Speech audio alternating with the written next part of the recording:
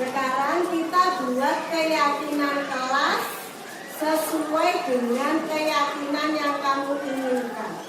Keyakinan kelas itu merupakan hasil dari kesepakatan yang sudah dibuat. Keyakinan itu dibuat untuk dilaksanakan.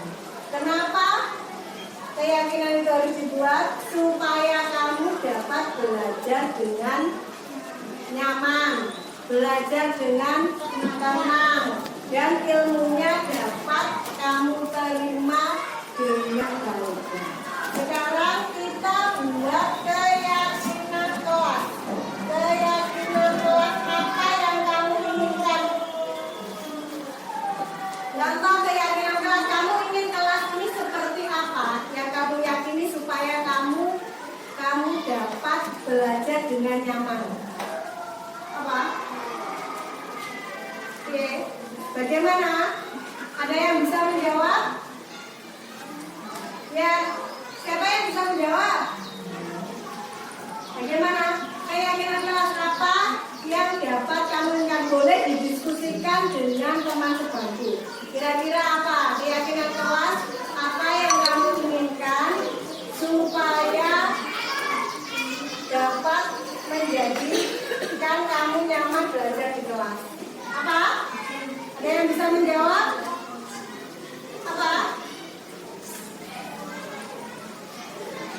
Apa? Ayo. Yang lain? Nah, santun saat berbicara, silakan dituliskan. Bentar. Yang lainnya dipikirkan lagi. Dituliskan di depan. Santun saat berbicara. Santun saat berbicara.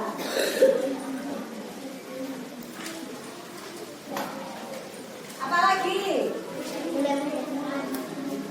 Saling menghargai dan menghormati. Ya, Safira, dituliskan yang kedua.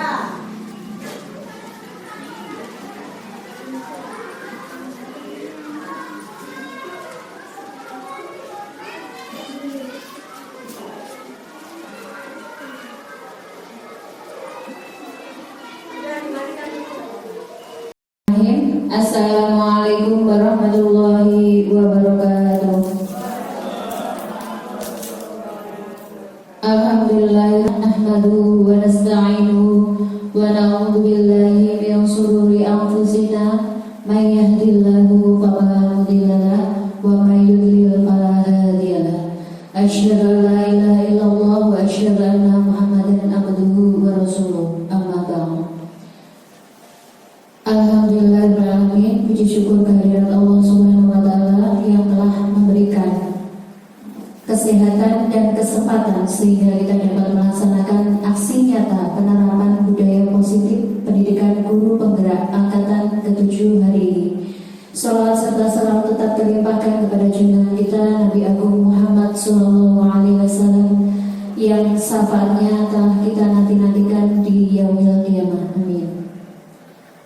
Sebelum acara pada pagi hari ini kita mulai, marilah kita bersama-sama membacakan umul kitab ala diniyah Bismillahirrahmanirrahim. Al-Fatihah. Bismillahirrahmanirrahim. Ya na'budu wa iyyaka nasta'in ihdinas siratal mustaqim siratal ladzina an'amta 'alaihim ghairil maghdubi 'alaihim waladdallin. Semoga acara pada pagi hari ini berjalan dengan lancar. Acara selanjutnya yaitu sambutan yang akan disampaikan kepada Kepala Sekolah SDN Godorande kepada Bapak Imam Wahyudi Sarjana Pendidikan. Dipersilakan. Assalamualaikum warahmatullahi wabarakatuh. Bapak Ibu langsung saja untuk pembukaan saya ikut berita. Bapak Ibu, hari ini adalah pelaksanaan aksi nyata penerapan budaya positif untuk guru penggerak angkatan ke-7. Saya mengucapkan terima kasih kepada Bapak Ibu guru semua yang telah bersedia untuk mengikuti acara ini. Yang kedua juga Bu Dita, terima kasih semangatnya. Nanti Bapak Ibu yang lain diusahakan yang sudah memenuhi syarat bisa menyusul. Karena dengan adanya guru penggerak ini banyak hal-hal baru yang mungkin belum pernah kita dapatkan. Di situ kita dapatkan contohnya saja sekarang ini aksi nyata. Kalau dulu mungkin bukan aksi nyata, tapi apa Bapak Ibu? Kalau dulu kita sekolah mungkin praktek. Iya, jadi banyak sekarang istilah-istilah itu dirubah. Kalau dulu namanya studi banding, sekarang jadi namanya studi tiru. Itu aja yang balik Jawa, tiru nerok nih kan gitu. Tapi itulah yang ada di dunia pendidikan. Kita harus siap untuk mengikuti. Karena kalau tidak mengikuti kita jelas ketinggalan. Kecuali Pak Rul nggak mengikuti, nggak apa-apa, bisa sudah lulus. Nah, yang lain-lain itu kita harus mengikuti. Kemarin saya juga sebenarnya juga ikut di sekolah penggerak, tapi setelah dari malam saya deklat 3 hari itu saya tidak tahu kok madep gitu. Untuk mulai kata sekolah penggerak gini-gini. Kayaknya madep ternyata mana nggak kata, kelihatannya kemarin itu koyoknya kayaknya itu yang uji apa Pak Sandar, saya nggak berani tanya. Koyoknya kalau iya, makanya kemarin saya itu dilori pada waktu akreditasi nggak niat itu, nggak mau nggak niat karena kan semuanya seperti itu. Jadi Bapak Ibu, kemarin saya kan dana yang memang di IT Bapak Ibu. Kemarin saya deknya itu karena pada waktu deklar di Malang itu banyak menggunakan IT dan pas itu saya didampingi Pak Yusuf. Dan nanti kalau saya sekolah penggerak kan sendiri, jadi untuk IT jelas lemah kan gitu. Jadi untuk itu Bapak Ibu yang sudah memenuhi syarat nanti tolong ikut, karena di situ hal-hal baru banyak. Kita nggak tahu nanti manfaatnya di mana, saya juga belum istilahnya nyata. Tapi tolong itu program dari pemerintah kita ikuti. Karena terutama yang jelas kalau kepala sekolah diambilkan dari guru penggerak, pengawas diambilkan dari guru penggerak. Jadi nanti pengawas sama kepala sekolah semua diambilkan dari guru penggerak. Maksudnya yang sudah PNS. Kemarin di Ngasem itu sebenarnya satu ada guru penggerak angkatan ke-5 atau ke-berapa Pak Adit, tapi ternyata pindah ke Ngancar. Jadi untuk angkatan kepala sekolah yang nanti di Dinasem belum ada. Itu yang dari guru penggerak. Dan nanti guru penggerak itu juga bisa untuk pengawas. Jadi pengawas tidak dari kepala sekolah, dari guru penggerak. Jadi itu sekali lagi saya mengucapkan terima kasih kepada Bu Dita. Insya Allah saya mendukung untuk menjadi guru penggerak. Yang penting guru penggerak itu kan sunnah. Jadi yang sunnah jangan mengalahkan yang wajib. Jadi jangan dibanding yang sunnah jadi wajib, yang wajib jadi sunnah. Gitu loh maksudnya. Enggak saya jelaskan dengan ngerti diri. Jadi kebanyakan kita kan dibanding. Jadi yang sunnah jadi wajib, yang wajib jadi sunnah. Itu yang penting. Terutama misalnya bumut ngajari apa ngomong butuh. Ada seperti itu kan jangan wajib jadi sunnah wajib. Nanti ngajar malah ditinggal jadi ngomong butuh misalnya. Ada seperti itu. Jadi saya jangan seperti itu. Iya, ada. Saya juga ya. Jadi istilahnya yang wajib jadi sunnah, yang sunnah jadi wajib. Itu Bapak Ibu yang dapat saya sampaikan. Nanti kita bersabar 1 jam. Makanya saya cepat-cepat saja nanti supaya Bu Dita dapat memenuhi 1 jam. Kalau kelihatannya materinya kok banyak tadi. Nanti kalau saya terlalu panjang nanti Bu Dita kekurangan waktu. Itu Bapak Ibu yang disampaikan. Kurang lebihnya mohon maaf. Assalamualaikum warahmatullahi wabarakatuh. Disampaikan terima kasih. Acara selanjutnya yaitu doa yang akan disampaikan oleh Bapak Khairu. Kepada Bapak Khairu dipersilakan.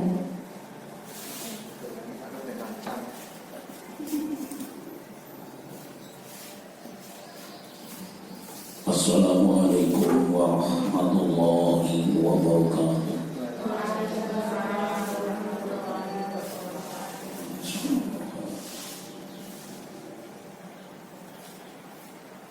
Al-Fatihah. A'udzu billahi minasyaitonir rajim. Bismillahirrahmanirrahim. Alhamdulillahirabbil alamin. Arrahmanir rahim. Maliki yaumiddin. Iyyaka na'budu wa iyyaka nasta'in. Ihdinas siratal mustaqim. Shiratal ladzina an'amta 'alaihim ghairil maghdubi 'alaihim waladdallin. A'udzu billahi minasyaitonir rajim. Bismillahirrahmanirrahim. Allahumma shalli ala sayyidina Muhammad wa ala ali sayyidina Muhammad. Alhamdulillahi rabbil alamin. Allahumma ighfir lil mu'minina wal mu'minat wal muslimina wal muslimat al ahya'i minhum wal amwat. Rabbi ij'alni muqimas sholati wa min dhurriyyati rabbana wa taqabbal du'a. Rabbana ighfir li wa li walidayya wa lil mu'minina yawma yaqumul hisab. Rabbana ighfir lana wa li ikhwanina alladhina sabaquna bil iman wa la taj'al fi qulubina ghillan lil ladzina amanu.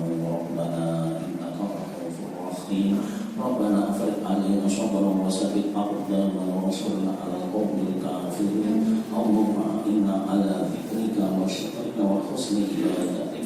Rabbana zalamna anfusana wa illam taghfir lana wa tarhamna lanakunanna minal khasirin. Rabbana atina fid dunya hasanah wa fil akhirati hasanah wa qina adzabannar. Subhana rabbika rabbil izzati amma yasifun wa salamun alal mursalin walhamdulillahi rabbil alamin. Assalamualaikum warahmatullahi wabarakatuh. Waalaikumsalam warahmatullahi wabarakatuh. Disampaikan terima kasih. Demikianlah acara pembukaan aksi nyata penerapan budaya positif pendidikan guru penggerak angkatan 7. Ada kurang lebihnya mohon maaf. Wallahu muwaffiq ila aqwamit thoriq. Wassalamualaikum warahmatullahi wabarakatuh. Acara selanjutnya kami serahkan kepada yang bertugas, Bu Dita. Silakan. Terima kasih.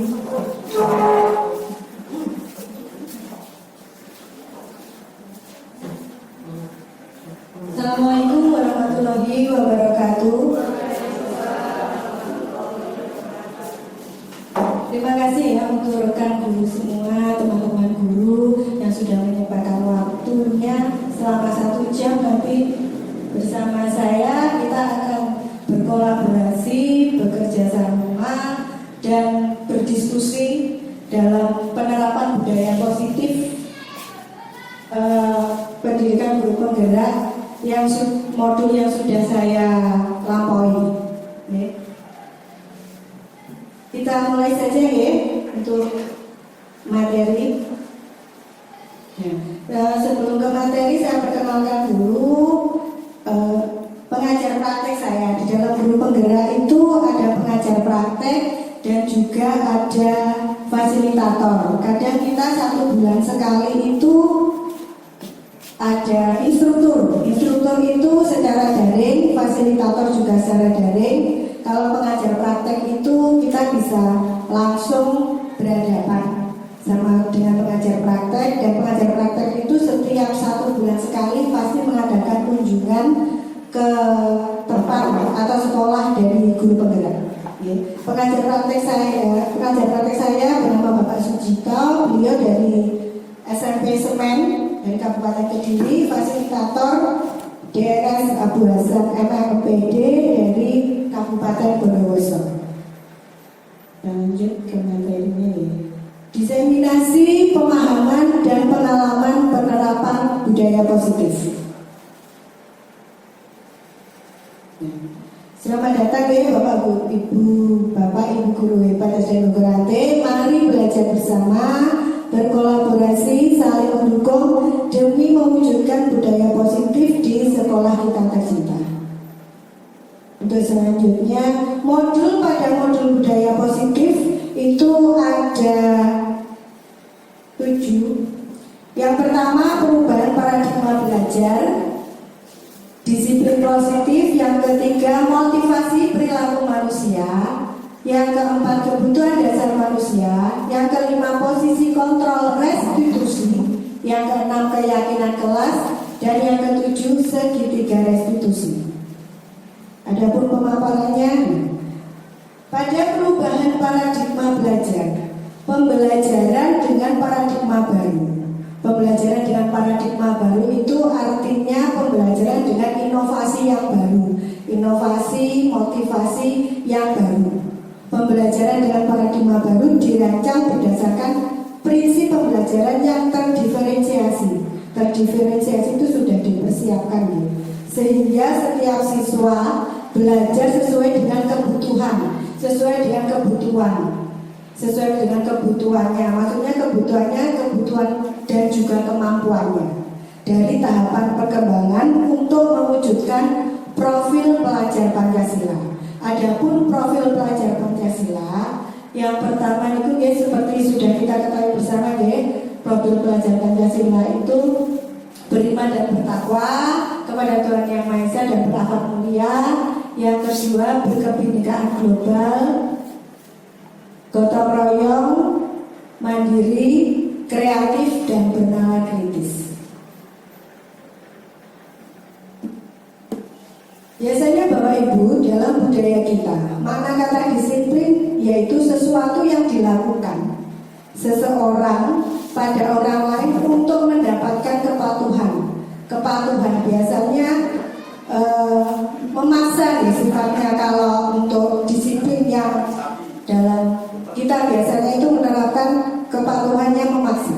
Kita cenderung menghubungkan kata disiplin dengan ketidaknyamanan, karena anak-anak itu dipaksa untuk melakukan. Kalau disiplin itu biasanya berhubungan dengan hukuman. Hukuman itu biasanya berupa ancaman yang membuat rasa tidak nyaman pada anak.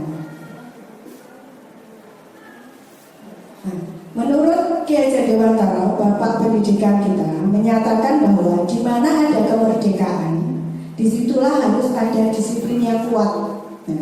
Disiplin bersifat self-discipline, yaitu kita sendiri yang mewajibkan kita dengan sekeras-kerasnya. Tetapi itu sama saja, sebab jika kita tidak cakap melakukan self-disiplin atau disiplin diri, wajiblah penguasaan lain untuk mendisiplinkan kita. Prinsipnya Bapak Ki Hajar Dewantara itu, prinsip dalam mendidik anak itu menuntun sesuai kodrat alam dan kodrat zaman. Jadi misalnya kita masih menggunakan ancaman atau hukuman seperti yang sudah yang sering yang dulu kita lakukan itu tidak boleh dalam artian tidak efektif, karena hukuman itu pasti menyakitkan, sedangkan ancaman itu pasti selalu diingat oleh anak, bisa jadi seumur hidupnya. Itu menyakitkan. Kalau bisa sekarang dirubah paradigmanya untuk kita menyesuaikan dengan anak, tapi anak bisa tetap disiplin, tidak dengan hukuman atau ancaman. Kalau bisa hukumannya itu bukan verbal atau non verbal yang menyakitkan. Selanjutnya, disiplin positif. Sebagai pendidik, tujuan kita adalah menciptakan murid yang merdeka. Merdeka itu bebas dalam artian sesuai kodratnya. Kodrat anak itu kodrat alam dan kodrat zaman. Kodrat anak itu kodratnya bermain. Jadi kalau belajar diusahakan dengan pembelajaran yang menyenangkan. Kodrat zaman, anak-anak itu sekarang itu kalau kodrat zaman seperti bermain gadget nih. Kalau bermain gadget, bermain HP, nah itu boleh, tapi kalau bisa dibatasi harus ada kerjasama dengan orang tua, karena dari HP itu banyak hal-hal yang negatif apabila tidak ada pengawasan dari orang tua. Saya lanjutkan, disiplin dengan kesadaran diri sehingga mereka berperilaku sesuai nilai-nilai kebajikan dan memiliki motivasi intrinsik. Motivasi intrinsik dalam artian dorongan dari dalam diri sendiri. Jadi nanti kalau kita melakukan pendekatan dengan anak itu supaya anak bisa disiplin tanpa adanya ancaman atau hukuman yang menyakitkan, insya Allah anak-anak nanti dalam dirinya sendiri dapat melaksanakan peraturan yang sesuai dengan peraturan yang kita terapkan bersama. Disiplin positif merupakan salah satu cara penerapan disiplin yang bertujuan untuk menumbuhkan kesadaran dari diri sendiri serta memberdayakan anak untuk melakukan sesuatu tanpa sogokan atau imbalan, ancaman maupun hukuman. Nanti kita akan bahas bagaimana cara supaya anak itu bisa menerapkan disiplin diri tanpa ada hukuman atau ancaman.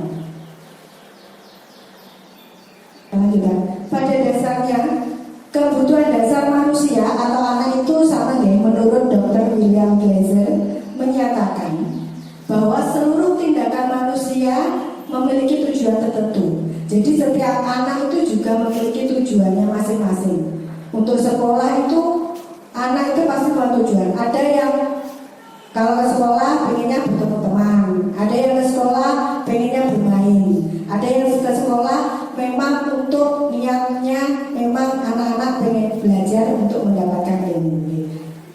Nah, jadi sebelum pembelajaran itu diusahakan untuk anak-anak itu fokus. Apabila anak-anak tidak fokus, sebaiknya pembelajaran tidak dilakukan dahulu supaya materi yang disampaikan dapat tersampaikan secara keseluruhan dan diterima oleh anak.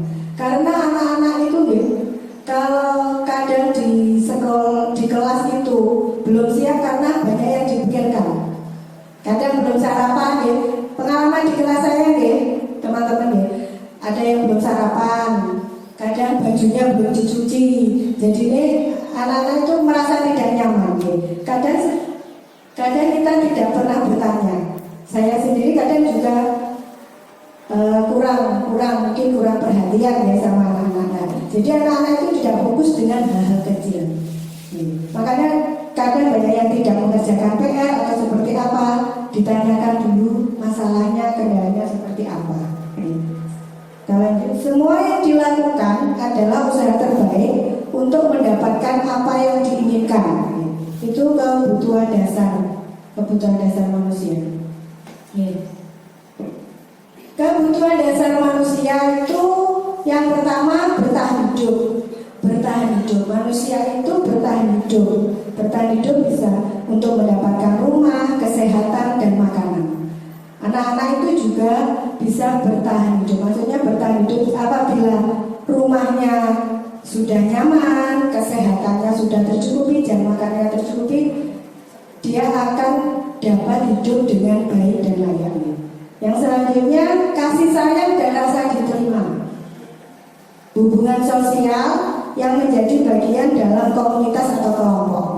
Kasih sayang. Anak-anak itu terkadang di rumah itu tidak mendapatkan perhatian orang tua. Makanya kadang dia berbuat sesuatu untuk mencari perhatian bapak ibu guru.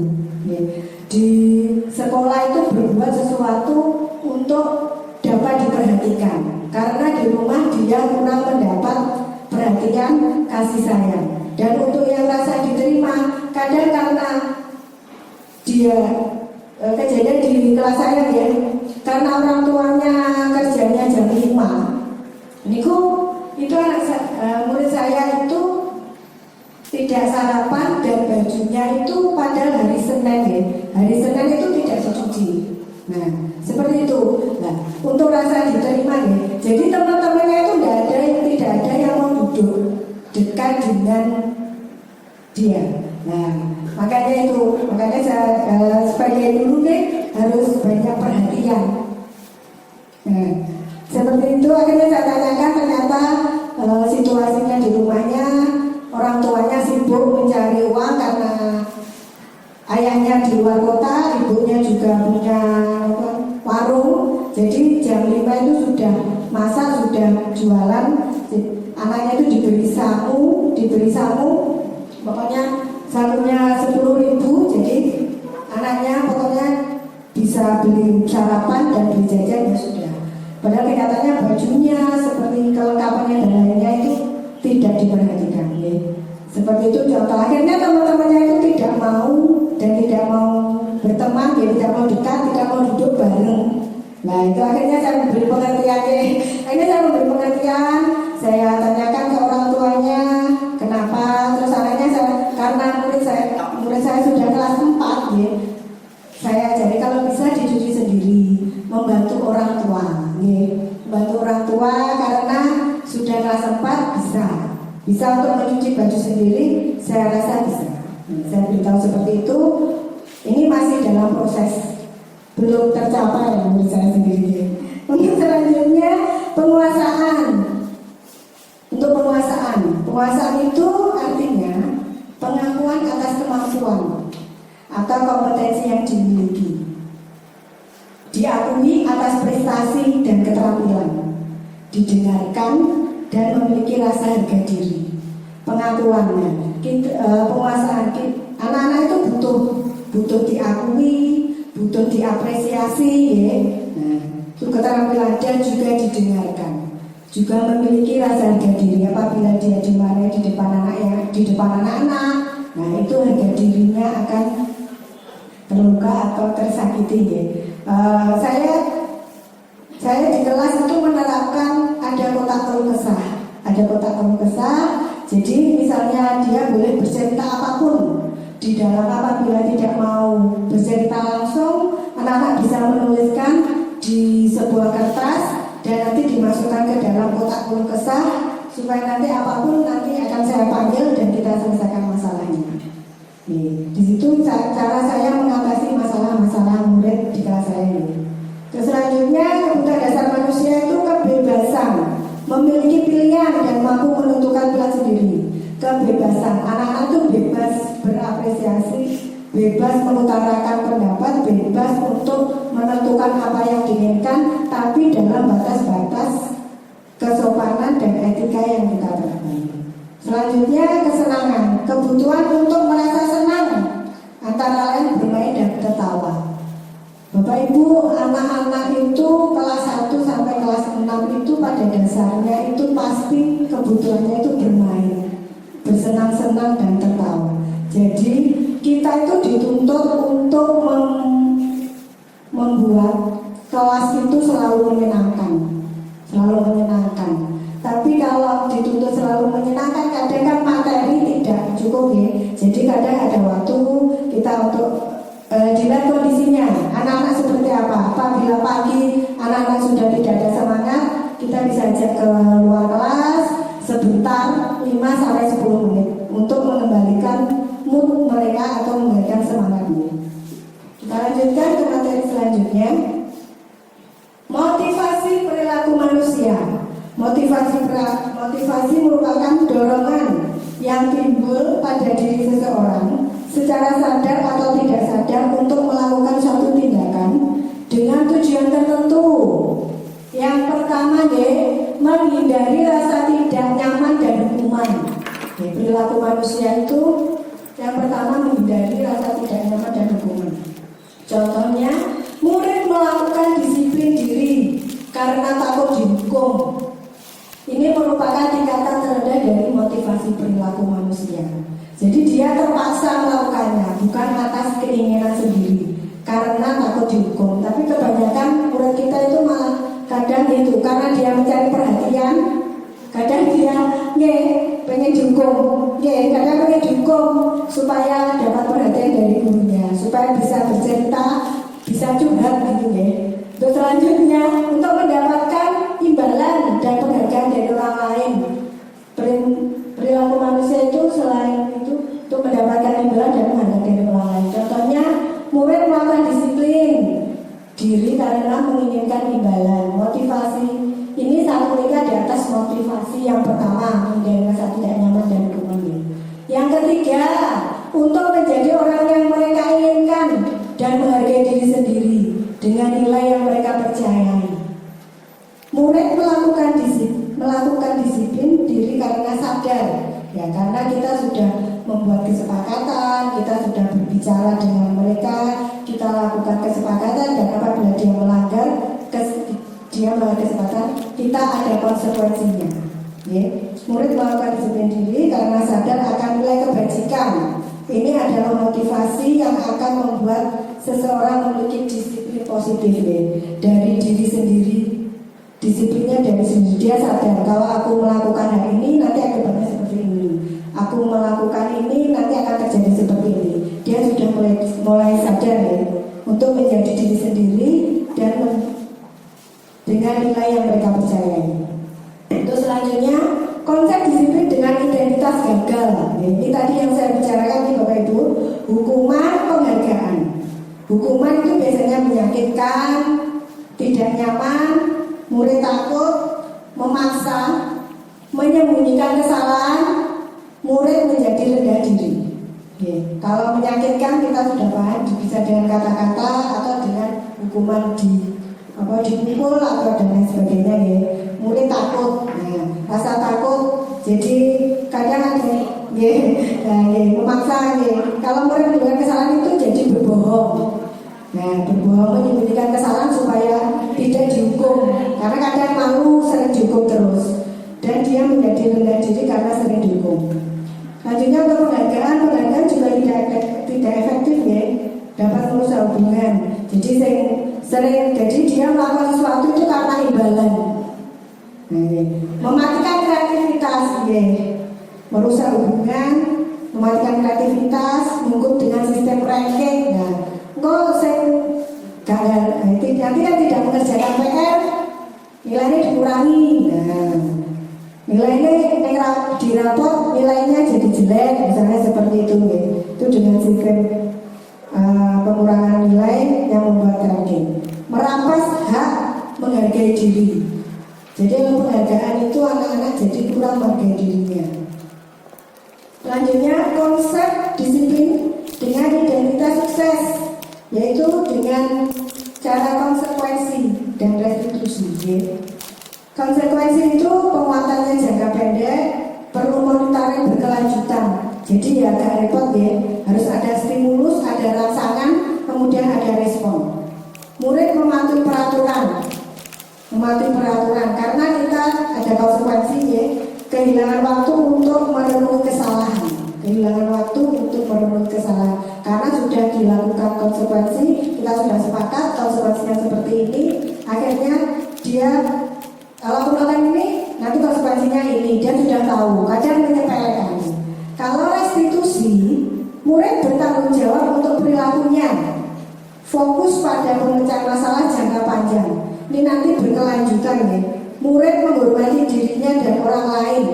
Jadi karena kita sudah melakukan restitusi, dia paham teori kontrol, dirinya memegang kontrol. Jadi kalau aku seperti ini, nanti aku akan menjadi seperti itu. Aku sudah meyakini tidak akan melakukan itu. Nah, jadi mengontrol, bisa mengontrol diri sendiri. Murid bersemangat untuk memperbaiki kesalahan karena dia tahu nilai-nilai kebajikan, dia tahu hal-hal yang tidak baik untuk kehidupannya dan akan berpengaruh untuk masa depannya. Jadi dia akan paham dan sadar. Itu contoh restitusi ya. Pendekatan yang selanjutnya ya, pendekatan restitusi. Restitusi adalah proses menciptakan kondisi bagi murid untuk memperbaiki kesalahan mereka sehingga bisa kembali pada kelompok mereka dengan karakter yang lebih kuat. Ya, seperti yang saya jelaskan kemarin, ya tadi saya jelaskan proses menciptakan kondisi bagi murid untuk memperbaiki kesalahannya. Memperbaiki kesalahannya melalui kontrol diri. Kita jelaskan restitusi itu seperti ini. Kamu kalau melakukan ini akan berdampak ke masa depan seperti ini. Yang apabila kamu melakukan kesalahan yang malu itu tidak aja kamu. Nanti seumur hidup jika kamu berbohong kamu tidak akan dipercaya. Kita membuat anak-anak yakin akan hal itu. Jadi mereka yakin dan paham, akhirnya mereka bisa menerapkan teori kontrol pada dirinya. Untuk ciri-ciri restitusi bukan menebus kesalahan, tapi memperbaiki hubungan. Tawaran bukan paksaan.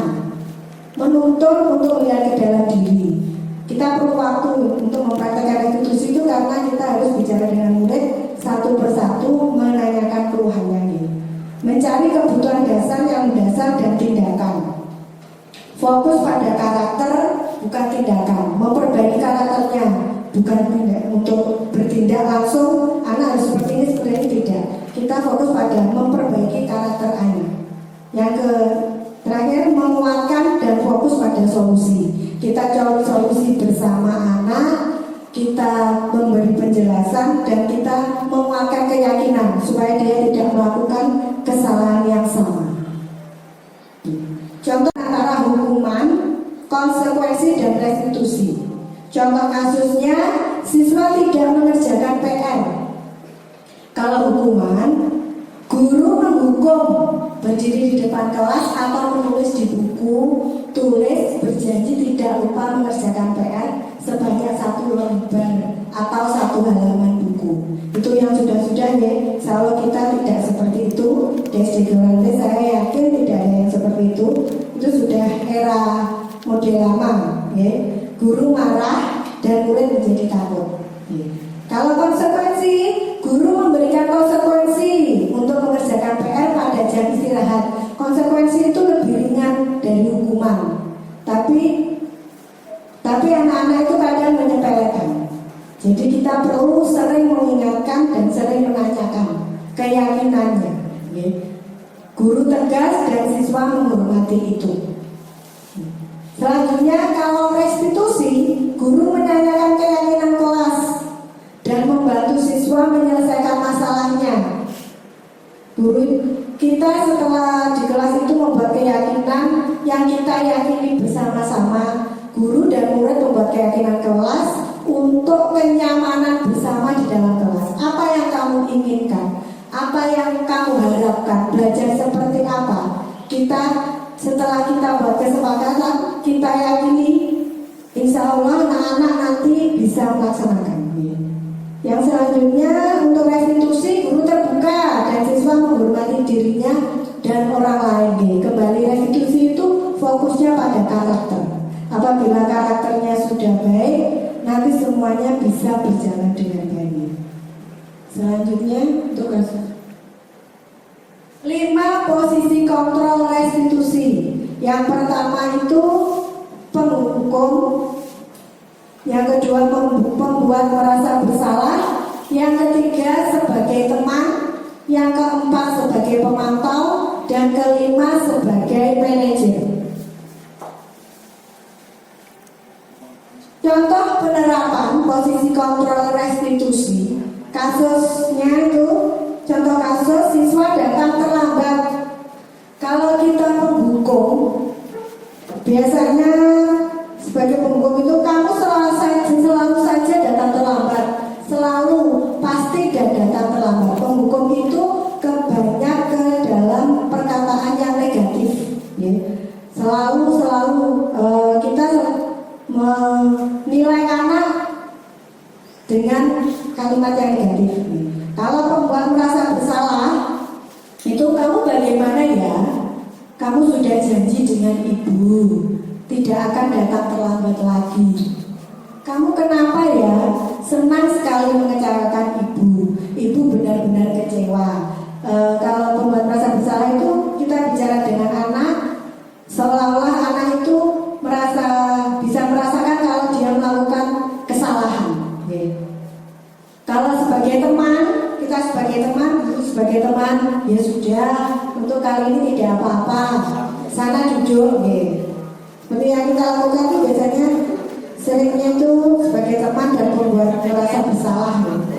Kemudian untuk pemantau, kita tanyakan kepada anak, peraturannya apa? Apa yang telah kamu lakukan? Sanksi atau konsekuensinya apa yang sudah kita sepakati? Ya, pemantau itu sebagai pemantau. Terus sebagai manajer, apakah kamu meyakini mengetahui kesalahanmu? Kita bertanya lagi. Dan selanjutnya, bagaimana kamu akan memperbaiki kesalahan ini?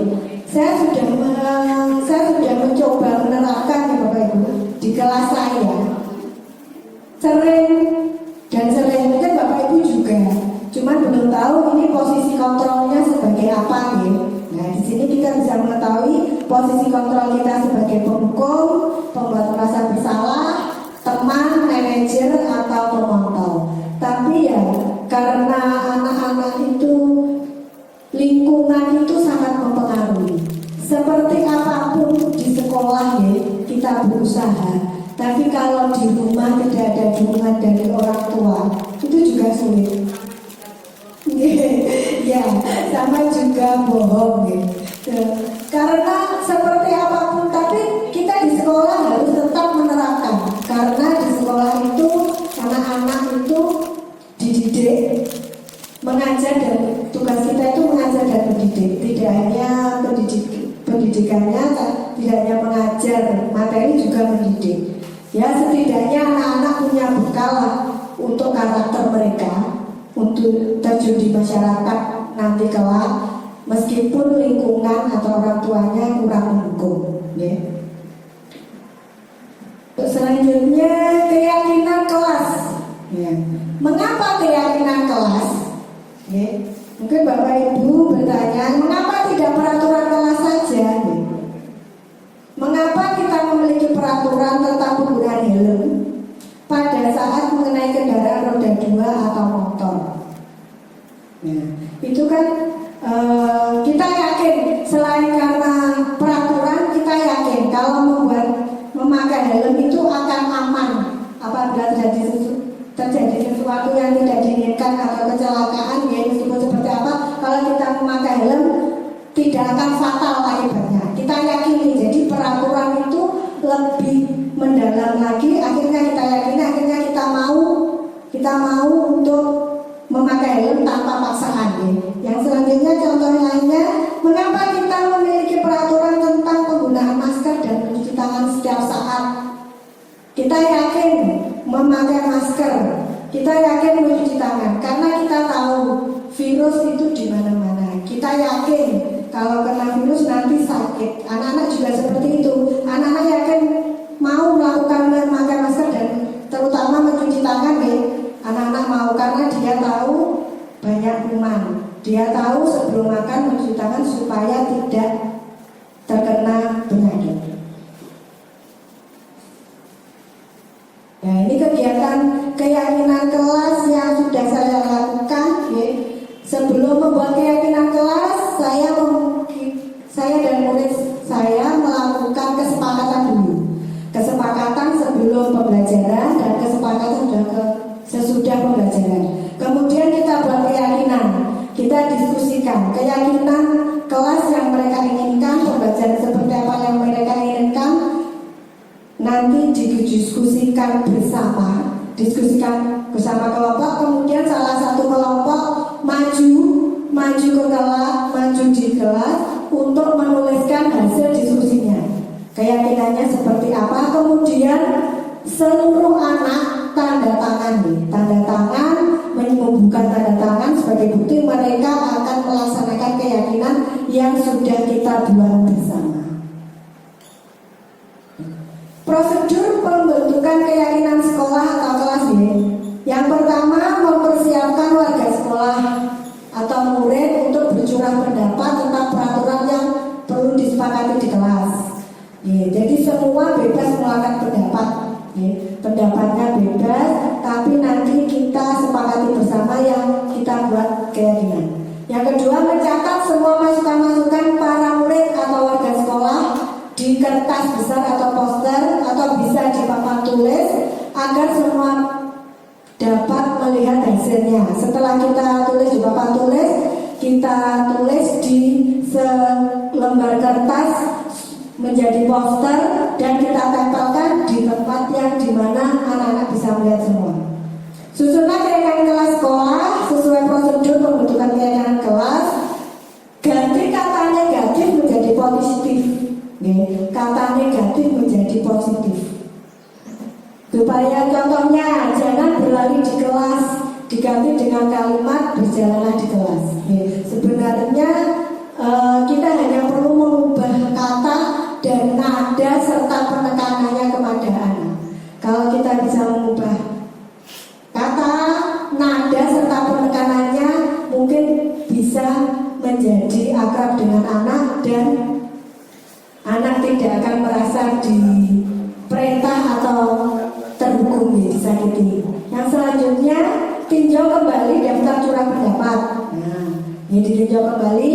Nanti kita sepakati apa yang kita yakini bersama. Yang kelima, tinjau ulang keyakinan kelas bersama-sama. Yang keenam, setelah keyakinan sekolah atau kelas dibuat, maka semua warga sekolah meninjau ulang dan menyetujuinya. Harus, karena makanya itu dibuka tanda tangan supaya anak-anak yakin kalau itu memang benar dan mereka menyetujuinya. Yang ketujuh, keyakinan sekolah. Kelas bisa di kelas, di dinding kelas, di tempat yang mudah, yaitu tadi ditempel di tempat yang bisa dilihat oleh anak-anak. Kalau bisa di depan, karena anak-anak kan selalu menghadap ke depan, tempat yang strategis. Contoh segitiga restitusi menstabilkan identitas kita semua, akan melakukan hal yang terbaik yang bisa kita lakukan. Yang kedua, validasi tindakan yang salah. Semua perilaku memiliki alasan. Yang ketiga, menanyakan keyakinan kita semua memiliki motivasi internal. Segitiga restitusi. Nah, itu contoh pertanyaannya. Contoh pertanyaan menstabilkan identitas. Nah, kita tidak langsung menuduh anak menstabilkan identitas itu ya Bapak Ibu. Kamu tentu punya alasan mengapa melakukan itu. Itu menstabilkan identitas. Jadi kita tidak menuduh anak secara negatif. Untuk selanjutnya, validasi tindakan yang salah. Semua perilaku memiliki alasan. Kita tanyakan alasannya kenapa anak-anak melakukan itu. Anak-anak itu kenapa berbuat seperti itu? Ditanyakan dulu alasannya. Selanjutnya, menanyakan keyakinan kita semua, motivasi internal.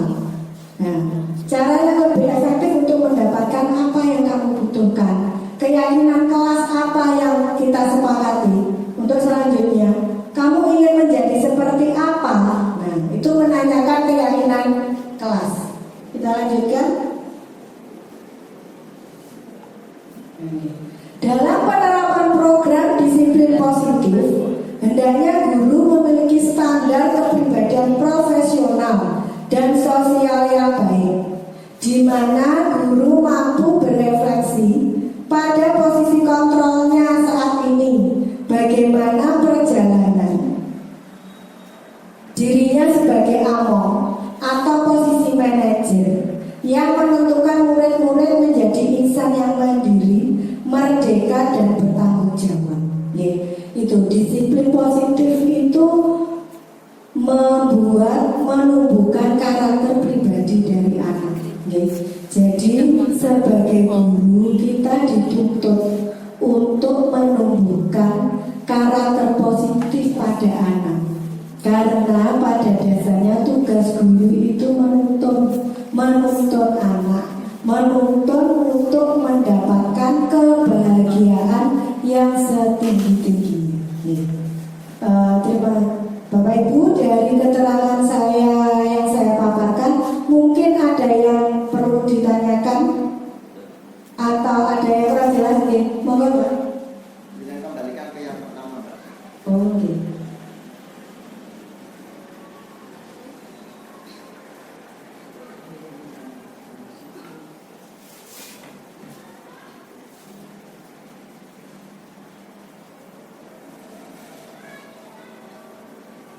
Yang ada profil pelajar. Oh.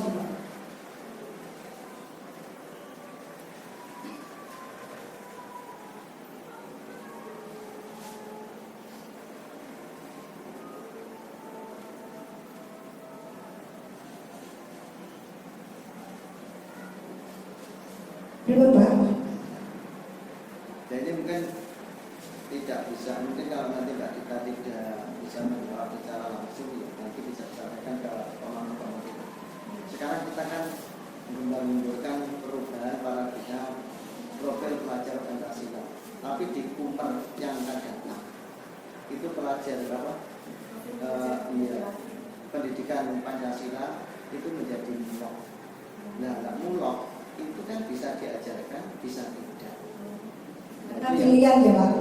Jadi mulok itu kan bisa diajarkan, bisa tidak. Dan itu yang menjadi pertanyaan. Kok sekarang kita itu menggambarkan profil pelajar Pancasila justru di kurikulum Kumper yang nanti itu ini yang sudah masuk penyediaannya dari dinas belum ada. Ini yang masuk semua penyedia itu makanya satu yang kelas bawah itu satu pendidikan agama, bahasa Indonesia, matematika, bahasa Inggris.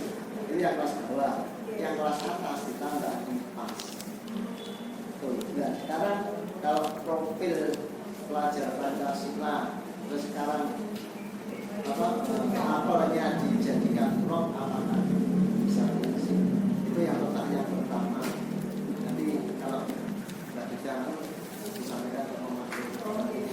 Yang kedua, kita intinya tadi kalau dari awal sampai akhir kita diminta untuk tidak menghukum anak-anak secara fisik.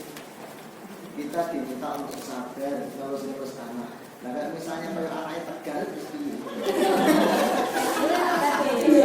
Medal. Dikepuk ya Pak garuk.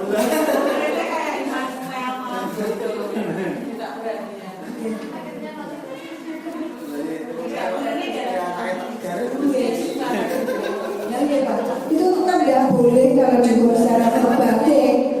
Harus niku penerapan segitiga restitusi ini Pak. Ya, dalam modul yang sudah saya pelajari dan harus ditularkan itu tidak boleh Pak. Dihukum kemarin juga ada apa niku? Ada dengan instruktur niku ya tidak boleh. Tidak boleh dihukum. Dan benar saya juga kurang setuju. Tapi karena programnya dari modul dan guru penggerak itu kita harus menghilangkan hukuman. Tidak boleh, Pak. Lagi kalau restitusi segitiga restitusi, jadi harus ditanyai terus. Jadi dibina secara personal. Tidak boleh dihukum secara personal. Seumpama tidak mau mengerjakan PR dijiat ya berarti. Pak, di ini penerapan segitiga restitusi tidak boleh Pak.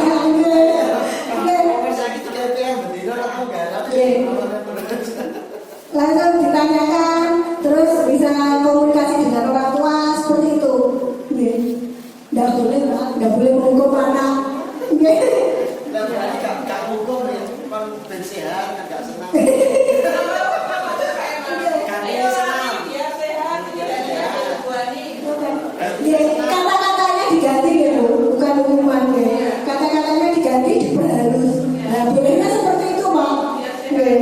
kalau dirangkul pengen dijeler gitu ya Pak. Nggak boleh. Nggak boleh itu kan tindakan bawah.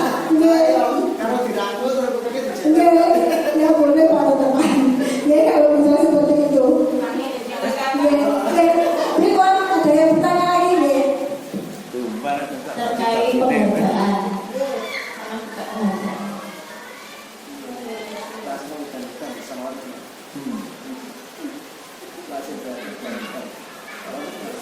Apa Mbak Ji?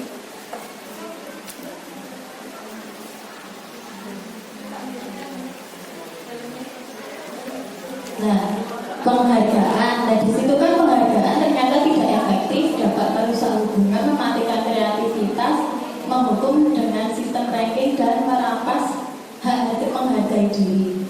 Nah, terus gimana caranya kita itu memberikan Apresiasi, motivasi ya. sama anak dengan tidak memberikan penghargaan?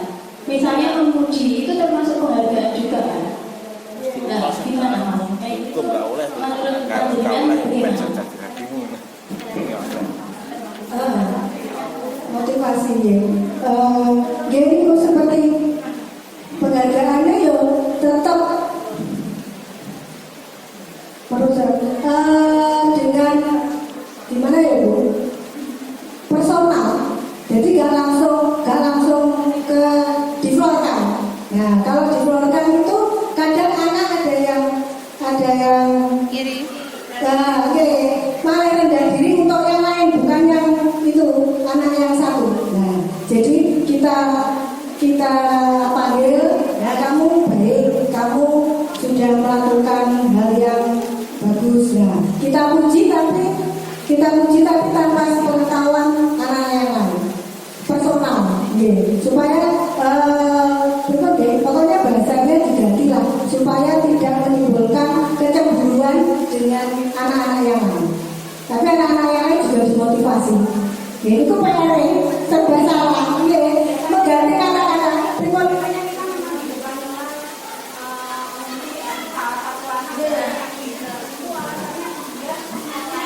Termotivasi.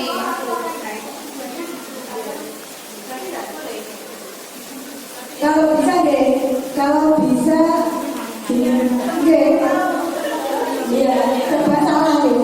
Nah ya, dan ada motivasi kan deh. Kena mental. Kadang yang apa itu kadang yang cuma malah mau nonton kadang gitu, ada yang seperti itu ya.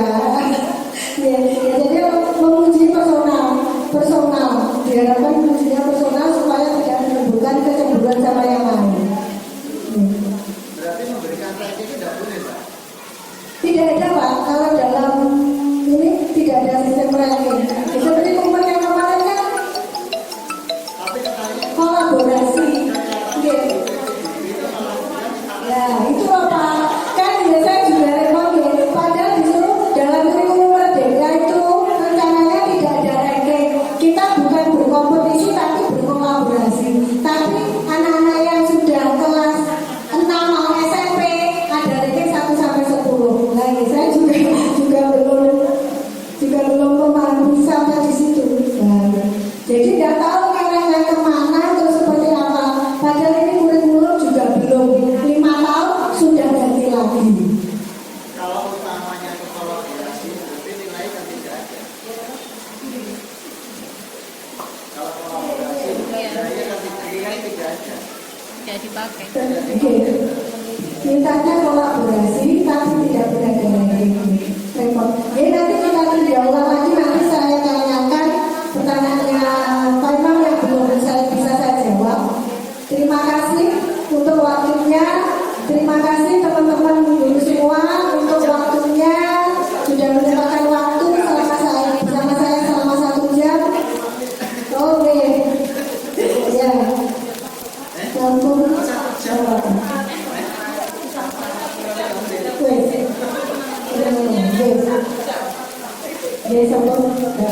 Bu Ani tanya. Monggo, Bu Ani mau tanya. Monggo. Ayo. Kurang 3 menit tuh. Ada lagi? Mungkin ada yang ditanyakan lagi?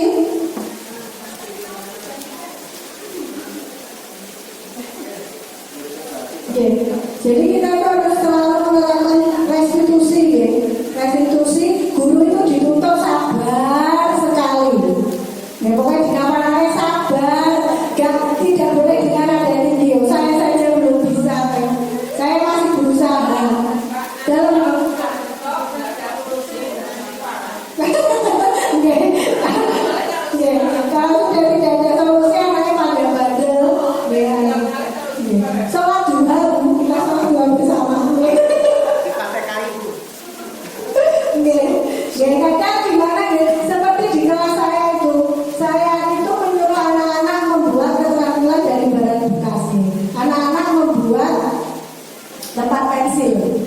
salah satu murid saya itu guru, ibunya itu guru SMP. Nah, besoknya anaknya bilang, Bu, kemarin saya itu disuruh ibu saya. Nah, kenapa? Kenapa toh kamu kok capek-capek bikin tempat kaca daripada bekas ini? Punya muridnya ibu saja kamu bawa, kamu kasih gurunya. Kadang seperti itu loh Bapak Ibu ya. Orang tua itu seperti itu. Ya, anaknya mau berusaha, tapi orang tuanya itu ya tidak mendukung. Kadang fasilitasnya ada, tapi anaknya itu deman-deman seperti itu. Ya, terima kasih.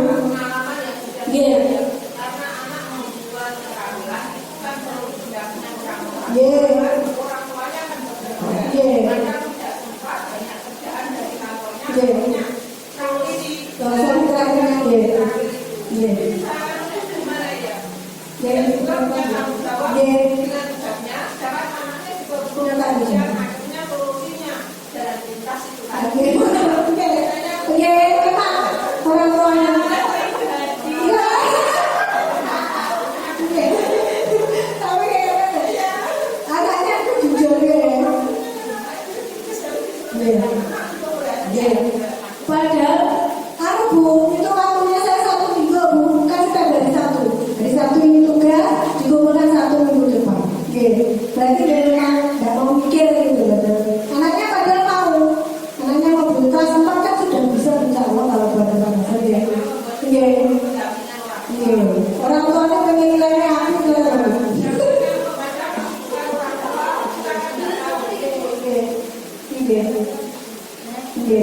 ya kadang seperti itu ya. Jadi perlu kolaborasi dengan orang tua.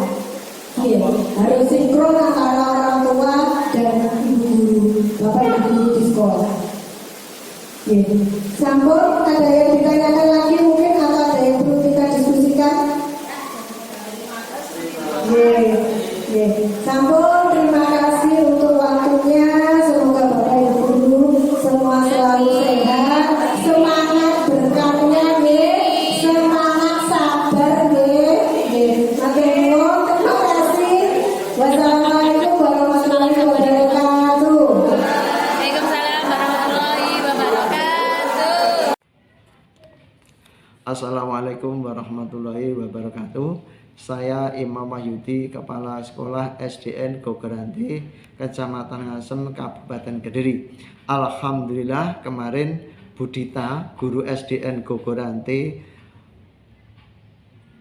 masuk dalam calon guru penggerak. Kemarin telah melaksanakan diseminasi budaya positif tentang hukuman, konsekuensi, dan restitusi.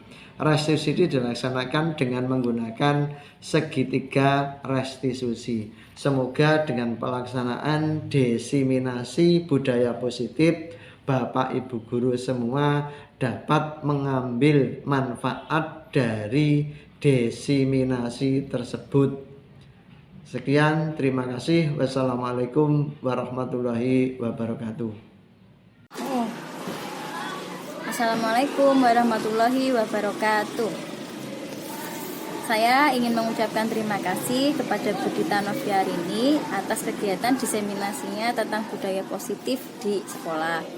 Berkat diseminasi budaya positif di sekolah, saya mendapatkan pengetahuan baru tentang apa itu hukuman, konsekuensi, dan restitusi. Dengan diseminasi budaya positif ini, insya Allah saya akan menerapkannya untuk pembelajaran di kelas saya. Terima kasih Budita. Wassalamualaikum warahmatullahi wabarakatuh. Assalamualaikum warahmatullahi wabarakatuh. Saya di sini ingin berterima kasih kepada Budita Noviarini yang telah menyelenggarakan acara diseminasi tentang budaya positif di sekolah. Nah, dengan adanya acara ini, saya menjadi mengetahui apa itu perbedaan dari hukuman, konsekuensi, dan restitusi. Nah, semoga kedepannya saya bisa menerapkan tentang diseminasi budaya positif ini di pembelajaran pada kelas saya. Oke, terima kasih. Sekian dari saya. Wassalamualaikum warahmatullahi wabarakatuh. Terima kasih Budita.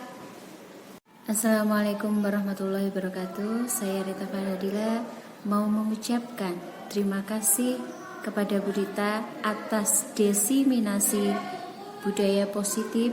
Semoga dapat merubah paradigma yang lebih baik lagi dan sekolah kita dapat mewujudkan merdeka belajar. Terima kasih, semoga tambah sukses. Wassalamualaikum warahmatullahi wabarakatuh.